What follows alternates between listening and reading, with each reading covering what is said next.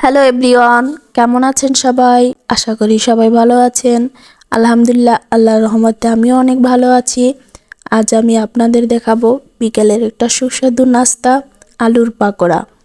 এটা বানাতে আমি প্রথমে আলুগুলোকে ছিলে নিচ্ছি। এই আলুগুলোকে আপনারা চাইলে গ্রেটার দিয়ে কুচি করে নিতে পারেন, আবার বটি দিয়েও কুচি করে নিতে পারেন। আলুগুলোকে যতটা সম্ভব চিরি চিরি করে কুচি করে নিয়েছি। এই আলুগুলোকে 2-3 বার পানি পাল্টিয়ে ধুয়ে নিতে হবে। যতক্ষণে পরিষ্কার একটা পানি না বের হচ্ছে, আলু কুচিগুলোকে যতটা সম্ভব পানি ঝরিয়ে নিচ্ছি 2 হাত দিয়ে চেপে চেপে।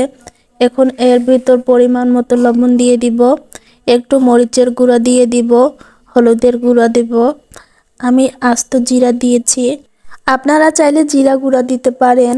এখন একটু কালো জিরা দিয়ে দিয়েছি, আপনারা চাইলে নাও দিতে পারেন। এর ভিতর পরিমাণ মতো পেঁয়াজ কুচি দিয়ে দিব, কাঁচা মরিচ কুচি দিয়ে দিয়েছি, আপনারা চাইলে শুকনা মরিচ ভেঙে দিতে পারেন। এখন এর ভিতর ময়দা দিয়ে দিব, আপনারা চাইলে আটা দিয়েও করতে পারেন।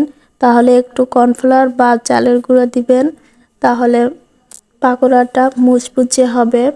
আমি ময়দা দিয়ে করেছি, তাতে অনেকটা মুচমুচে হবে পাকোড়াটা। সবগুলোকে মেখে নেওয়ার পর গোল গোল শেপ করে নিয়েছি।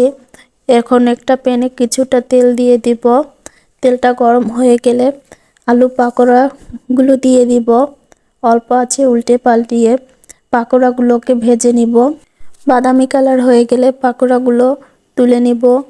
টিস্যুর উপর রাখছি যাতে এক্সট্রা তেলটা টিস্যুতে চুষে নেয়। এখন এই পাকোড়াগুলোকে আপনাদের ভেঙে দেখাচ্ছি কতটা মুচমুচে হয়েছে। আপনাদের যদি আমার এই রেসিপিটা ভালো লাগে তাহলে আপনারাও এই ট্রাই করতে পারেন। আলুর পাকোড়া